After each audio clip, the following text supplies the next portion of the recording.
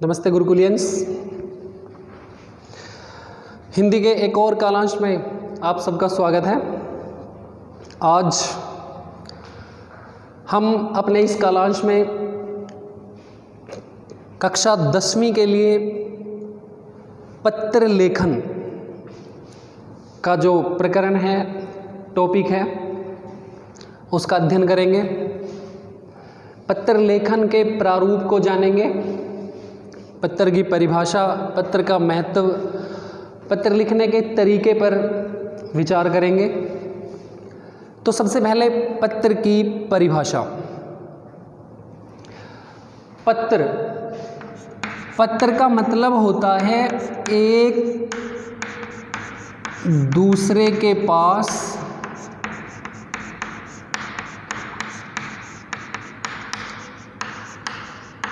संदेश भेजने या फिर पहुंचाने का माध्यम।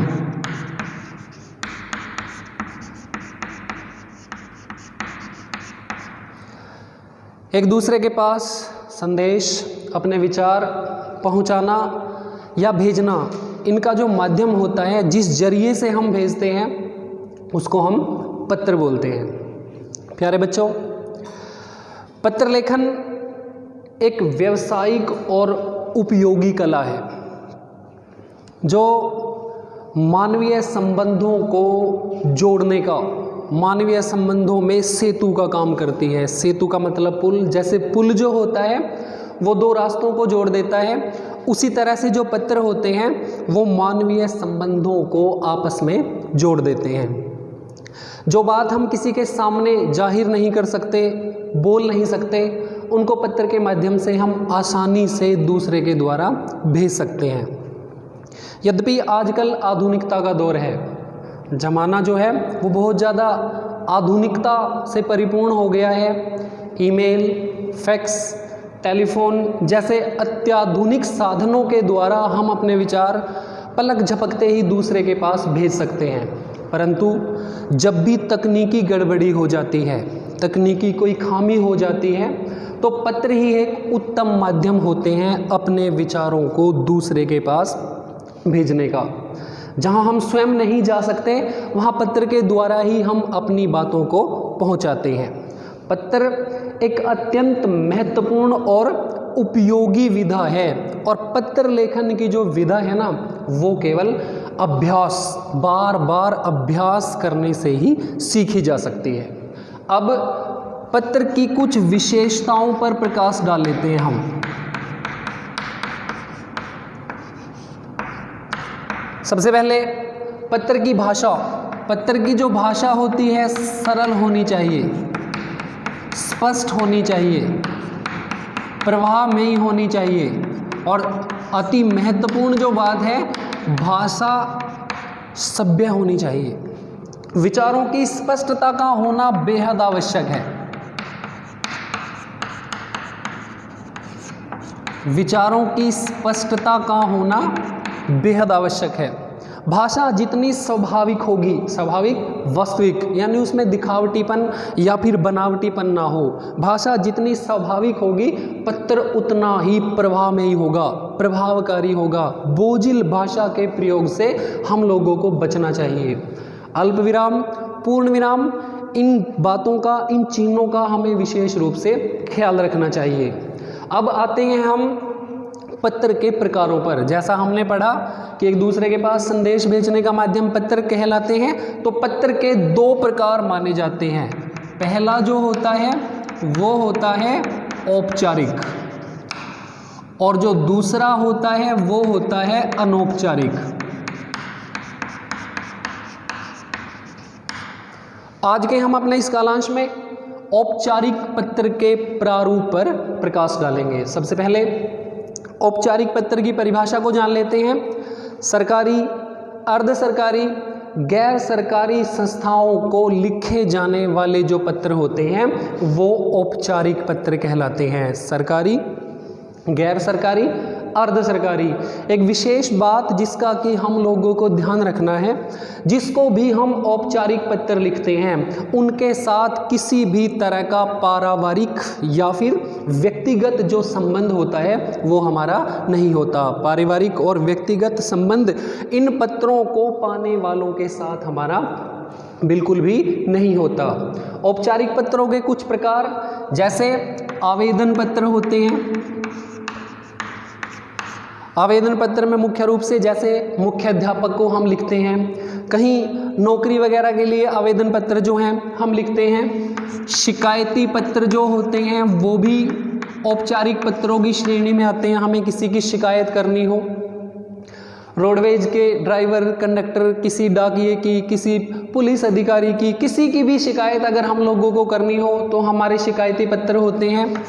संपादकीय जो पत्र होते हैं वो भी हमारे इसी श्रेणी में आते हैं। जब हम किसी सामाजिक दूरदर्शा का वर्णन देखते हैं, कुछ भी अच्छी बुरी बात देखते हैं हम, तो समाचार पत्र के माध्यम से हम पाठकों तक, श्रोताओं तक उस बात को पहुंचाना चाहते हो। व्यावसायिक पत्र जो होते हैं, व्यवसाय से संबंधित, हमें बैंक में अपना खाता खुलवाना है, हमें किसी बुक सेलर से किताब वगैरह जो है वो मंगवानी है। विवरण पत्र, अनुरोध पत्र, जानकारी हेतु पत्र, जो अनेक प्रकार के जो पत्र होते हैं वो औपचारिक पत्रों की श्रेणी में आते हैं। अब हम औपचारिक पत्र के प्रारूप को जानेंगे। जैसे जैसे समय बदलता है व्याकरण शैली भी उसी तरह परिवर्तित होती जा रही है। पहले पत्र का जो पता लिखने का प्रारूप होता था वो कुछ अलग होता था, लेकिन आज जिस तरीके को हम अपना रहे हैं उसमें पत्र का सारा जो पता होता है वो बाएं हाथ की तरफ लिखा जाता है। तो सबसे पहले हमें अपने बाएं हाथ की तरफ पत्र को लिखने वाले का पता लिखना होता है। जो पत्र प्रेषक, भेजने वाला जो होता है उसका पता लिखना होता है, वो भी तिथि सहित।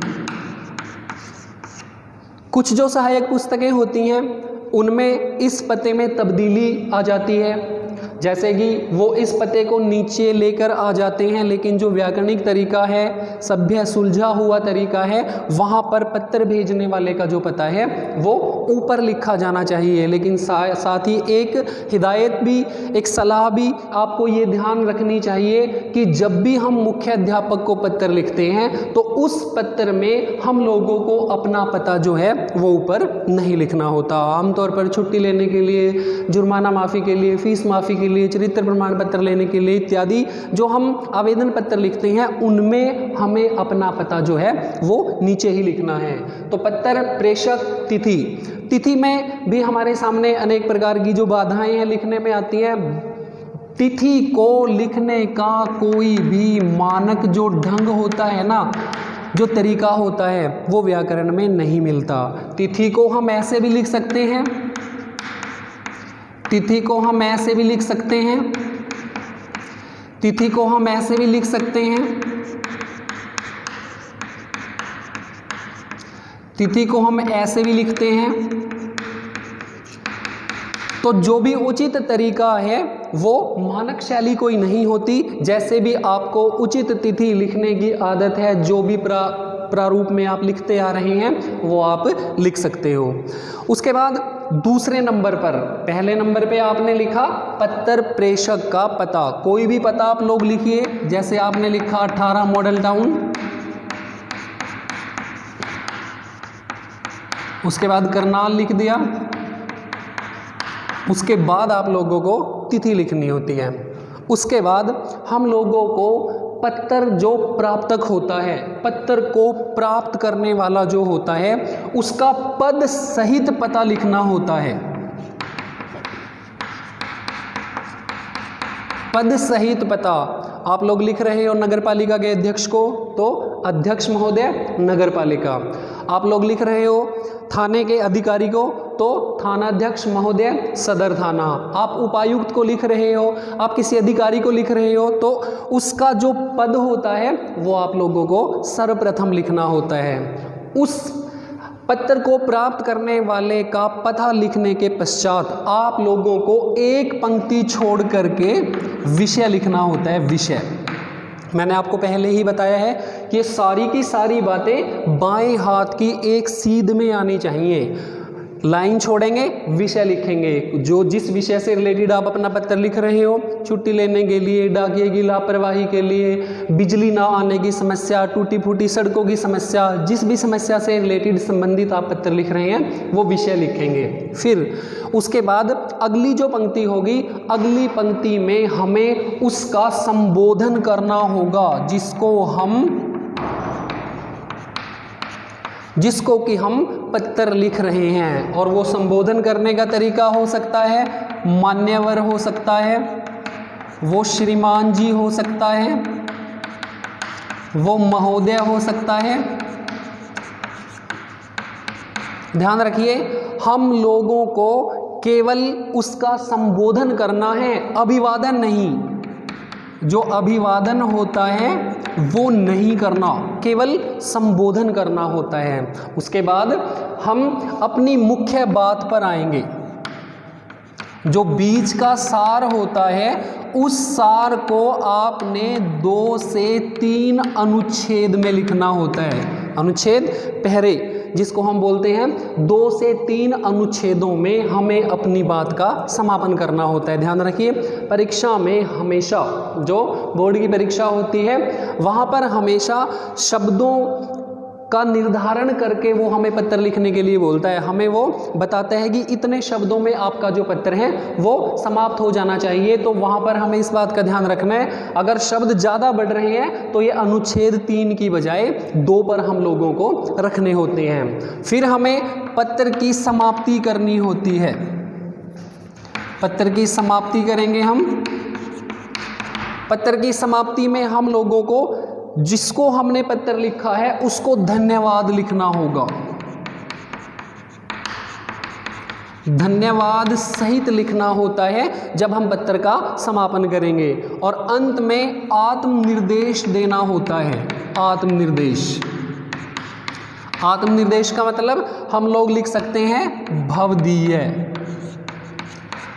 भवदीय हम लोग लिख सकते हैं प्रार्थी। भवदीय प्रार्थी लिख सकते हैं। उसके लिए आवेदन पत्र में हम जैसे आज्ञाकारी लिख देते हैं, वो हम आज्ञाकारी जो है वो लिख करके पत्र को अपने समापन की ओर लेके जाते हैं। तो प्यारे बच्चों, ये था पत्र का प्रारूप। अब जैसे हमें कोई पत्र लिखना पड़ जाए, हमें पत्र जो है कोई भी एड्रेस हम लोगों को देना पड़ जाए, हम लोगों को लिखना है डाकिए की लापरवाही के लिए पत्र लिखना है। तो जैसा कि मैंने आपको बताया, बायां हाथ, बाएं हाथ में ऊपर लिखा हमने सेवा में। जो अल्प विराम लगाने की विधा थी वो अब समाप्त हो चुकी है। हमें किसी भी वाक्य के अंत में, एक शब्द के अंत में जो अल्प विराम होता है वो नहीं लगाना होता। तो सेवा में। फिर हमने, जैसा कि आपको बताया मैंने, ये जो प्रक्रिया है मैं सीधा जो जिसके लिए हम पत्र लिख रहे हैं उसका एड्रेस लिख रहा हूँ। यहाँ पर हम लोगों को पहले अपना एड्रेस लिखना होगा। जैसे कि जो भी एड्रेस हो, अशोक कुमार लिख सकते हैं आप, वही एड्रेस 18 मॉडल टाउन लिख सकते हैं।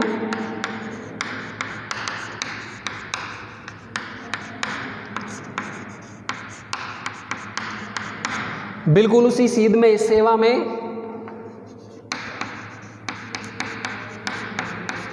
डाकपाल महोदय,